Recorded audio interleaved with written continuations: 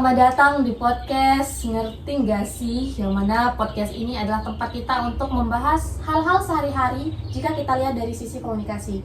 Nah, perkenalkan saya Ria yang akan menjadi host pada podcast kali ini.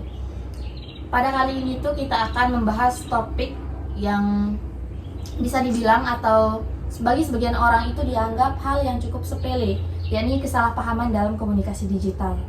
Menariknya di sini tuh kita akan mendengarkan satu buah cerita tapi dalam dua versi yang berbeda yang akan disampaikan atau diceritakan oleh dua narasumber kita sekarang.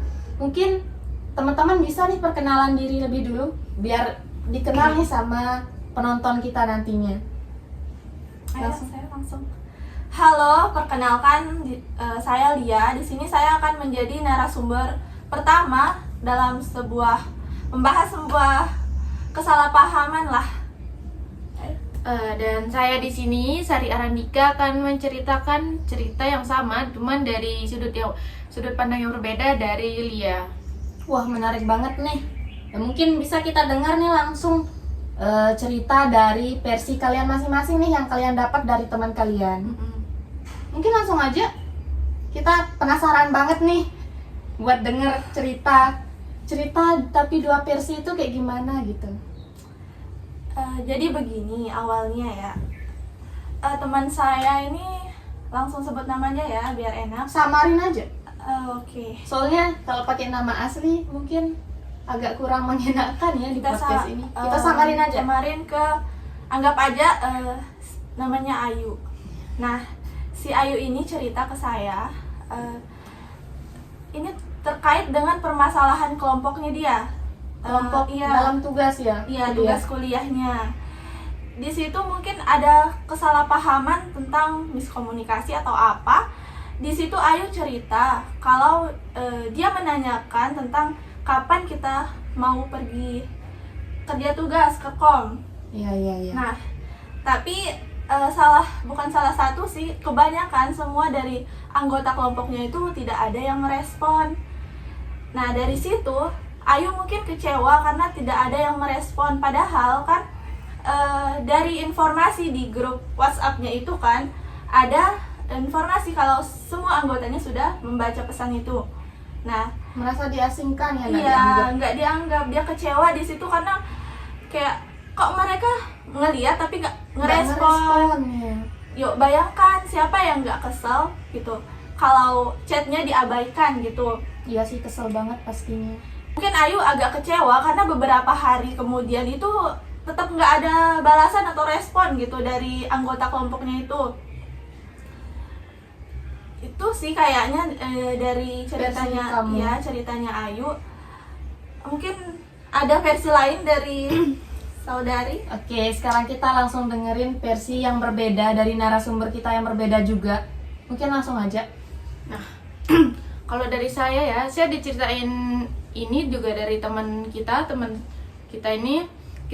Saya diceritain ini kan setelah kasus ini tersebar ya di antar kelas. Iya. Jadi kan hubungan mereka agak renggang ya sama di antara Ayu sama yang teman satuan ini. Nah, kebetulan teman saya yang cerita ini tuh namanya Vina, teman satu kelompok mereka. Nah, karena masalah mereka udah kesebar ke luar kelompok, jadi dia cerita nih ke saya.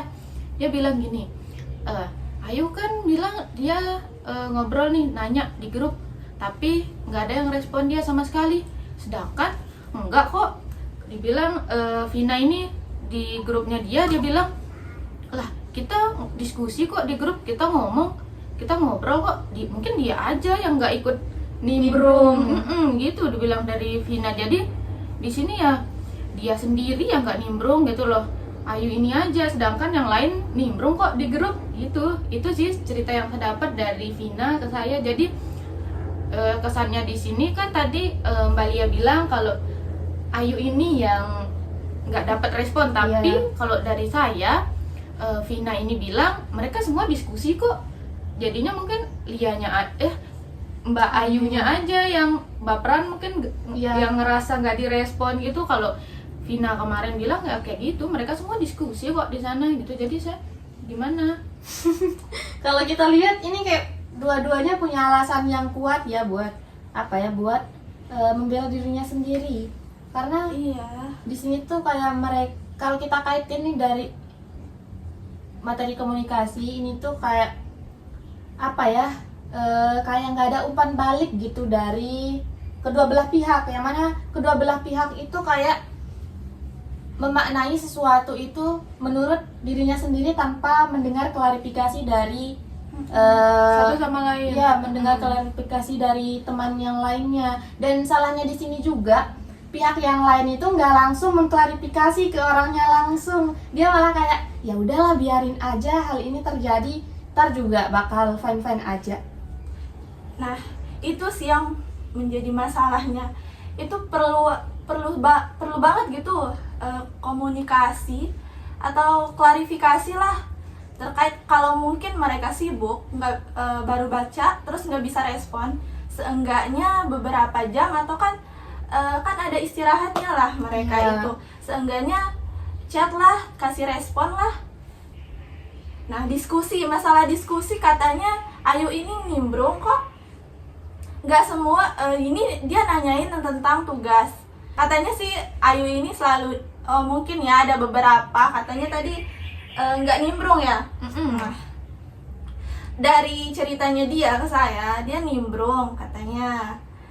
Terkait tentang misalkan dari si Vina ya nama Iya. temannya ya.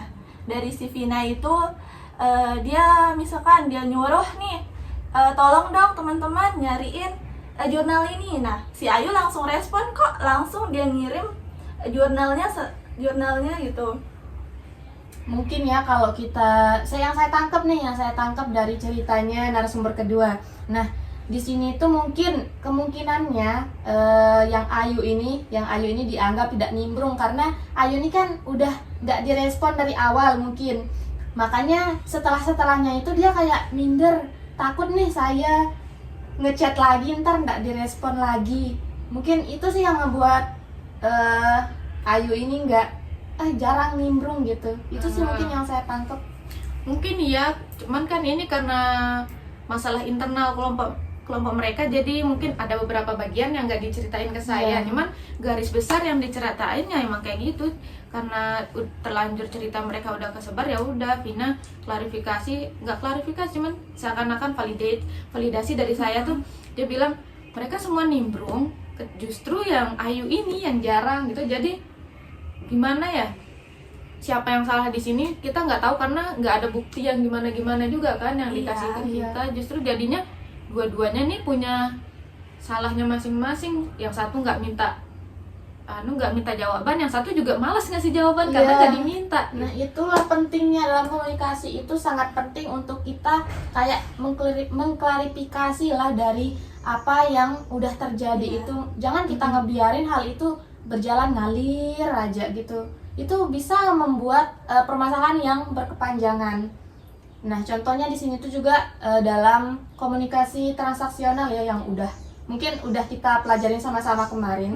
Nah, komunikasi transaksional ini kan komunikasi dua arah ya, saling saut-sautan, saling berkomunikasi secara langsung. Apalagi ini dalam komunikasi digital ya, yang sangat minim bukan sangat minim ya, sangat rentan ya, sangat Iya. rentan akan timbulnya masalah. Gaya bahasa sedikit aja itu udah kayak beda maknanya gitu. Iya. Kita kan masing-masing juga perbedaan bahasa, intonasi, titik Iya, koma itu bisa itu jadiin harus kesalahpahaman. Diperhatikan juga. Iya sih, kalau kita lihat juga dari sudut pandang kita di sini yang nggak ngalamin langsung ya. Iya. Kayak itu di grup loh banyak orang tapi nggak ada intonasi yang jelas tentang itu, jadi mungkin ya wajar-wajar aja Ya, mereka wajar-wajar salah paham. aja, karena nggak satu orang langsung kan yang berada Iya. dalam satu grup itu. Dan juga nggak ada klarifikasinya gitu loh dari satu sama lain. Malah Iya. mereka cerita ke sana ke sini tanpa kenapa nggak mereka Minta Iya. klarifikasi. klarifikasi. Kenapa mereka nggak kumpul gitu untuk mengklarifikasi masalah itu, dibandingkan mereka harus cerita ke Orang teman, lain. ke orang lain gitu. Jadi mungkin kesimpulannya, komunikasi itu sangatlah penting untuk menjaga hubungan persahabatan, pertemanan, apalagi dalam ruang lingkup Iya. perkuliahan ya. Ini sangat Mm-mm. rentan banget kejadian hal-hal kayak gini. Jadi mungkin dapat disimpulkan bahwa komunikasi yang efektif itu adalah komunikasi yang tidak menimbulkan kesalahpahaman, yang saling mengerti satu sama lain, memberikan feedback yang tidak membingungkan lah, yang tidak menimbulkan persepsi dari komunikan yang mendengar komunikasi kita. Mungkin itu kesimpulan podcast kita pada kali ini. Mungkin kita tutup saja ya, karena udah cukup puas mendengarkan cerita-cerita yang udah kalian ceritain nih sama host dan penonton. Jadi ada nih peribahasa yang mengucapkan, bukan peribahasa sih, tapi kayak ada pernah baca quotes yang bilang kalau komunikasi itu adalah kunci dalam hubungan yang baik. Mungkin itu saja, terima kasih, selamat menonton. Bye-bye. Semoga bermanfaat.